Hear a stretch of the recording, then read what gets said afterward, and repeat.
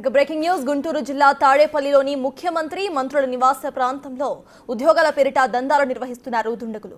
నిరుద్యోగులకు దుర్గగుడి civil supplies శాఖలలో ఉద్యోగాలు ఇప్పిస్తామని భారీగా వసూలు చేస్తున్నారు వీళ్ళు.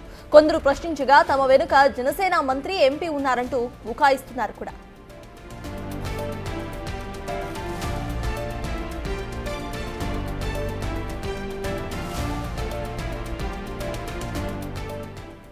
తాడేపల్లి పోలీసులకు సమాచారం తెలియజేయడంతో ఉండవల్లి సెంటర్లోని ఓ నివాసంలో ముఠాను అదుపులోకి తీసుకున్నారు పోలీసులు. ఉద్యోగాలు ఇప్పిస్తామంటూ ఒక ఆఫీస్ను సైతం ఏర్పాటు చేసుకుని నిరుద్యోగులను మోసం చేస్తున్నారని పోలీసులు గుర్తించారు.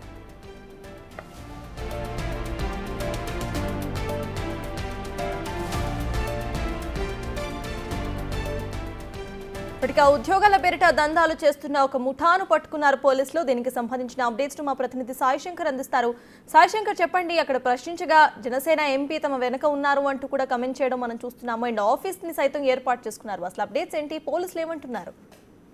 సర్తాజ్ ఉండవల్లి తాడేపల్లి పోలీస్ స్టేషన్ పరిధిలోని ఉండవల్లి సెంటర్ లో అంటే ముఖ్యమంత్రి కార్యాలయానికి అత్యంత సమీపంలో ఉన్నటువంటి ఒక ప్రాంతంలో ఒక ఇంట్లో ఇంటర్వ్యూలు పేర్లు అదేవిధంగా ఉద్యోగాలు ఇప్పిస్తామంటూ కూడా అనేక మందిని అక్కడికి పిలిపించడం జరిగింది. అయితే అసలు ఆ ఉద్యోగాలకు సంబంధించినవి ప్రైవేట్ ఉద్యోగాలు కూడా కాదు, మొత్తం ప్రభుత్వ కార్యాలయాల్లో చేసేటటువంటి ఉద్యోగాలకు సంబంధించిన దాంట్లో మీకు ప్లేస్మెంట్స్ ఇప్పిస్తామంటూ కూడా అనేక మంది యువకులను అక్కడికి పిలిపించారు. అయితే అక్కడ కొంతమంది మీడియా ప్రతినిధులు వెళ్ళి అక్కడ ప్రశ్నించగా వెంటనే వాళ్ళు సివిల్ సప్లైస్ అదేవిధంగా దుర్గగుడిలో దాంతోపాటు కొన్ని ప్రభుత్వ కార్యాలయాల్లో జాబులు ఇప్పిస్తామంటూ కూడా చెప్పడం జరిగింది. అసలు మిమ్మల్ని ఎవరు అప్లికేషన్లు తీసుకోమన్నారు అంటే జనసేన పార్టీకి సంబంధించినటువంటి ఒక మంత్రి ఎంపీ ఉన్నారంటున్నారు. దాంతోపాటు పార్థసారథి అనే విధంగా ఒక పేరు కూడా చెప్తున్నటువంటి పరిస్థితి ఉంది. అయితే తాను అక్కడ అప్లికేషన్లోని తీసుకుంటున్నటువంటి వ్యక్తి అనేక సార్లు కూడా అనేక పేర్లు చెప్తున్నటువంటి పరిస్థితి ఉంది. ఏదైనప్పటికీ కూడా అక్కడ పరిస్థితి చూస్తే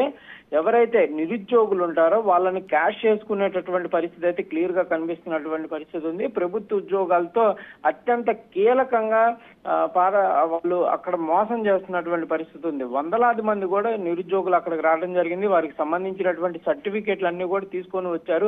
అప్లికేషన్లు ఇవ్వటం అంటే వాళ్ళతో మాట్లాడేటటువంటి ప్రయత్నం చేస్తేనేమో బాధితులు ఎవరు కూడా అక్కడ మాట్లాడుతున్నటువంటి పరిస్థితి లేదు. ఎందుకంటే వాళ్ళు వెలుగులోకి వస్తే వాళ్ళకి సంబంధించినటువంటి ఇబ్బందులు ఉంటాయనే విధంగా కూడా వాళ్ళైతే వెళ్ళిపోయినటువంటి పరిస్థితి ఉంది. కానీ ఎవరైతే దీన్ని నిర్వహిస్తున్నటువంటి వ్యక్తుల్ని మాత్రం ప్రశ్నించగా వాళ్ళు అనేక సార్లు కూడా మంత్రులు తమ వెనకాల ఉన్నారనే విధంగా చెప్పడం, ఇదంతా కూడా ఉండవల్లి ప్రాంతంలో జరగడంతో ప్రస్తుతం అయితే ఒక సంచలనంగా మారిందనే విధంగా చెప్పొచ్చు. ఎందుకంటే ఇలాంటి పరిస్థితి మంత్రులు అత్యధికంగా కీలకంగా ఉండేటటువంటి ఉండవల్లి సెంటర్ ప్రాంతంలోని ఈ విధంగా నిర్వహించడం పైన అయితే ప్రస్తుతం స్థానికులు కూడా ఇలాంటి పరిస్థితి ఉందనేది తమకు కూడా తెలియదు, ఏదో అప్లికేషన్లు తీసుకుంటున్నారని తెలిసింది. కానీ ప్రస్తుతం గవర్నమెంట్ జాబులకు సంబంధించి ఇలాంటి పరిస్థితి ఉందనే విధంగా కూడా వాళ్ళు కూడా ఆశ్చర్యం వ్యక్తం చేస్తున్నటువంటి పరిస్థితి ఉంది. అయితే తాడేపల్లి పోలీసులు మాత్రం ఎవరైతే ఈ అప్లికేషన్లు స్వీకరించినటువంటి వ్యక్తులు కానీ అక్కడికి ఎవరు రమ్మన్నారు అనే దానికి సంబంధించినటువంటి దానిపైన వాళ్ళైతే ప్రస్తుతం విచారణ చేపడుతున్నారు. కొంతమందిని కూడా అదుపులోకి తీసుకున్నటువంటి పరిస్థితులు ఉన్నాయి. ఏదైనా అసలు నిజంగానే మంత్రి కార్యాలయాలకి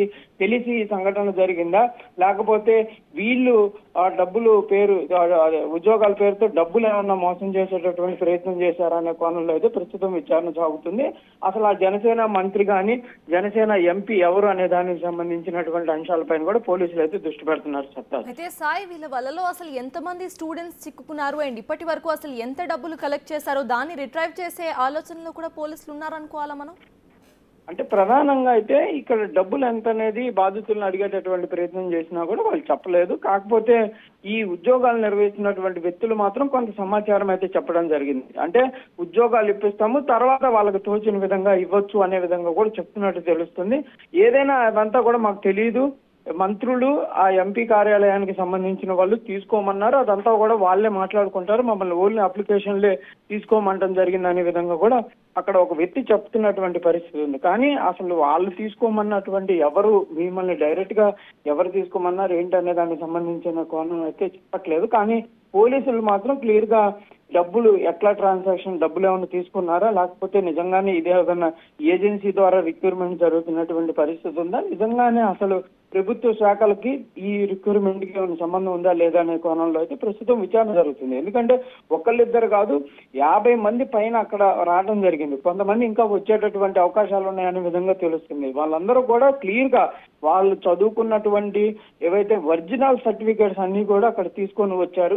ఒకవేళ కనుక అవన్నీ కూడా వాళ్ళకి ఇచ్చినా కూడా కంపల్సరీగా చిక్కుల్లో పడేటటువంటి అవకాశాలు ఉంటాయి. ఎందుకంటే ఒరిజినల్ సర్టిఫికేట్స్ అనేది వేరే వాళ్ళ చేతుల్లోకి వెళ్తే అవి తిరిగి రావాలన్నా కూడా ఇబ్బందికర పరిస్థితులు ఉంటాయి. మరి ఇంత పక్కా ప్రణాళికగా ఇది జరుగుతుందంటే కంపల్సరీగా దీని వెనక ఎవరైనా ఉన్నారా ఏంటి అనే కోణంలో అయితే ప్రస్తుతం విచారణ జరుగుతుంది. కంపల్సరీగా ఈ అంశాలు అయితే తెలియాల్సినటువంటి పరిస్థితి ఉంది. ఏదైనా పోలీసులు మాత్రం ఇది పొలిటికల్ ఇన్ఫ్లుయెన్స్ తో జరిగిందా లేదా అనేది కూడా ఇంకా తెలియదు. మేమైతే పూర్తి స్థాయిలో విచారణ చేపట్టాలనే విధంగా చెప్తున్నటువంటి పరిస్థితులు ఉన్నాయి.